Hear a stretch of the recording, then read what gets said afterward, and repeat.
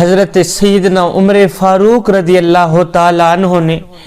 آپ نے کبھی کوئی خواہش نہیں کی تھی، کبھی کوئی خواہش نہیں کی تھی، لیکن ایک دن آپ کا مچھلی کھانے کو دل چاہا، مچھلی کھانے کو دل کیا۔ آپ نے اپنے غلام کو کہا، غلام میاں آج تو دل مچھلی مانگ رہا ہے، آج دل کر رہا ہے کہ مچھلی کھاؤں، لیکن مسئلہ یہ ہے کہ ایک مچھلی لینے کے لیے 8 میل دور جانا پڑے گا، 8 میل واپس آنا پڑے گا، 16 میل سفر طے کرنا پڑے گا۔ پھر ایک دم آپ نے فرمایا چھوڑو رہنے دو، سرے سے کھاتے ہی نہیں، کہ ایک چھوٹی سی خواہش کے پیچھے خود کو اتنی مشقت میں ڈالنا، ایک چھوٹی سی خواہش پورا کرنے کے لیے 8 میل دور جانا پڑے گا، 8 میل واپس آنا پڑے گا، 16 میل سفر طے کرنا پڑے گا ایک چھوٹی سی خواہش کے پیچھے۔ فرمایا چھوڑو رہنے دو، کھاتے ہی نہیں۔ غلام کہتا ہے کافی عرصے سے میں آپ کا خادم تھا، آپ نے کبھی کوئی خواہش نہیں کی تھی، آج پہلی بار آپ خواہش کر رہے تھے، تو میں نے سوچا کہ میرے آقا نے زندگی میں پہلی بار خواہش کی ہے میرے آگے مچھلی کھانے کی، اگر یہ بھی میں پورا نہ کروں تو بات اچھی تو نہ ہوئی نا۔ غلام کہتا ہے جب نماز کا وقت آیا تو حضرت سیدنا عمر فاروق رضی اللہ تعالیٰ عنہ آپ نماز پڑھنے گئے، میں نے گھوڑا نکالا، گھوڑے کے اوپر بیٹھ کے چلا گیا مچھلی لینے، مچھلی لے کر واپس آیا، کہا حضرت آپ کی خواہش پوری ہوئی، دیکھو میں مچھلی لے آیا ہوں۔ کوئی بات نہیں، اگر اتنا سفر میں نے کیا ہے تو کیا ہوا، آپ کی آج کی خواہش بھی پوری نہ کرتا تو خدمت کا حق ادا کیسے ہو سکتا؟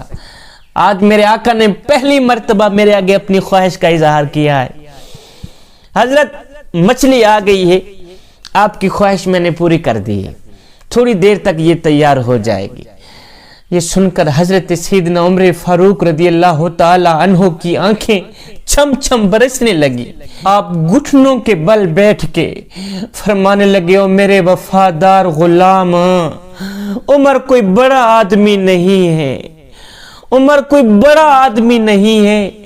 اور نہ ہی تو کوئی پرہیزگار ہے، عمر تو دعائیں مانگتا ہے، اور میرے کریم رب میری نیکیاں اور میرے گناہ برابر کر کے عمر کو معاف کر دے، عمر تو کچھ بھی نہیں ہے، اور میرے وفادار غلام تو نے عمر کی ایک چھوٹی سی خواہش کے پیچھے تو نے خود کو اتنی مشقت میں ڈالا، ایک مچھلی کے پیچھے تجھے 16 میل سفر طے کرنا پڑا۔ اور میرے وفادار غلام مجھے ایک بات تو بتا، اگر یہ گھوڑا قیامت کے دن اللہ کی بارگاہ میں فریاد کرے کہ یا اللہ عمر نے اپنی چھوٹی سی خواہش پورا کرنے کے لیے مجھے اتنی مشقت میں ڈالا تھا کہ مجھے 16 میل سفر طے کرنا پڑا، تو میرے وفادار غلام بتا تو صحیح، اس دن میں اللہ کے سامنے گھوڑے کے سوال کا کیا جواب دوں گا؟ اگر قیامت کے دن گھوڑے نے اپنی فریاد کر بھی ڈالی میرے اللہ کے سامنے کہ عمر نے ایک چھوٹی سی خواہش کے پیچھے مجھے اتنی مشقت میں ڈالا تھا کہ مجھے 8 میل دور جانا پڑا، 8 میل واپس آنا پڑا، تو عمر جیسا کمزور انسان اللہ کے سامنے اس گھوڑے کے سوال کا کیا جواب دے گا؟ غلام کہتا ہے میں اپنے باپ کے مرنے پر اتنا نہیں رویا تھا جتنا آج عمر کی باتوں نے مجھے رلایا، جتنا آج عمر کی باتوں نے مجھے تڑپایا۔ اس کے بعد سیدنا عمر فاروق رضی اللہ تعالی عنہ رو رو کر فرمانے لگے، او میرے وفادار غلام، آج اس گھوڑے نے زیادہ سفر طے کیا ہے، اسے چارہ بھی اضافی ڈال دو، اور یہ مچھلی جو ہے یہ مدینے کے غریبوں میں تقسیم کر دو، اور ساتھ میں ان کو کہنا لوگو میری بخشش کی بھی دعا کرو، ساتھ میں عمر کی بخشش کے لیے بھی دعا کرو کہ اللہ تعالیٰ غلام کو بھی معاف کر دے، اللہ تعالیٰ عمر کو بھی معاف کر دے۔ تو یہ تھے سیدنا عمر فاروق رضی اللہ تعالیٰ عنہ۔ آپ کی عاجزانہ خدمات. ایک دن آپ مدینے کی ایک تنگ گلی سے گزرے, لوگوں کا کافی ہجوم تھا, تو آگے ایک نابینا شخص آ رہا تھا. تو حضرت سیدنا عمر فاروق رضی اللہ تعالی عنہ لوگوں کے زیادہ ہجوم ہونے کی وجہ سے آپ کا پاؤں اس نابینے شخص کے پاؤں کے اوپر آ گئے. عمر فاروق رضی اللہ تعالی عنہ کا جو پیر تھا وہ اس نابینا شخص کے پیر کے اوپر آ گیا, تو اس کی چیخ نکل گئی, کہنے لگا تو اندھا ہے,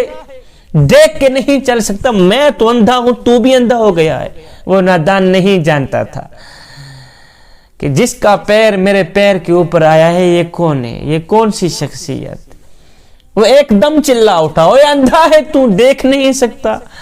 سیدنا عمر فاروق رضی اللہ تعالی عنہ نے اس کی داڑھی پہ ہاتھ رکھا,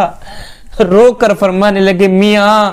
عمر کی آنکھوں نے نہیں دیکھا کہ عمر کا پاؤں آپ کے پاؤں پہ آ پڑا ہے, عمر کی وجہ سے تجھے تھوڑی سی تکلیف ملی ہے. اے اللہ کے نیک بندے, خدا کے لیے عمر کو معاف کر دو. جب تک تو عمر کو معاف نہیں کرے گا, عمر کا رب بھی عمر کو معاف نہیں کرے گا. خدا کے لیے عمر کو معاف کر دو.